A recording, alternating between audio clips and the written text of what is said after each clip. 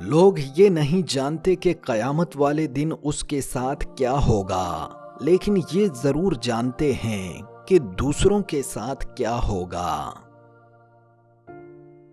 مرد اگر سچی محبت کر لے تو نہ تو وہ کسی عورت کی طرف دیکھتا ہے اور نہ ہی کسی غیر مرد کی نظریں اپنی عزت پر پڑنے دیتا ہے۔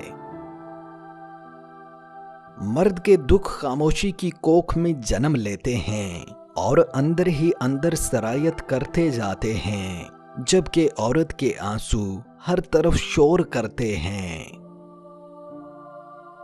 آرام سے زندگی گزارنا چاہتے ہو تو اپنے دل سے ایک چیز یعنی کہ لالچ نکال دو۔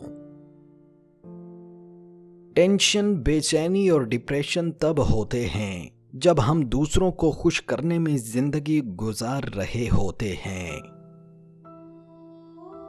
ہر مرد کے اندر یہ آرزو ہوتی ہے کہ وہ عورت کو پٹری سے اتارے اور اپنے راستے پر لے کر چلے۔ لوگوں کے ملنے کے صرف دو ہی معیار ہوتے ہیں، خون ملتا ہو یا خیالات ملتے ہوں۔ جس عورت سے تم نکاح نہیں کر سکتے اس سے نکاح کے بعد والی باتیں بھی نہ کیا کرو۔ جو مرد محبت کے نام پر عورت کے جسم کو دیکھنے کی خواہش کر سکتا ہے اور محبت کے نام پر عیاشی کر سکتا ہے، وہ مرد محبت کے نام پر نکاح بھی کر سکتا ہے۔ اور جو مرد خود کو مجبور کہیں اور نکاح نہ کریں، وہ مرد ہی نہیں ہوتا۔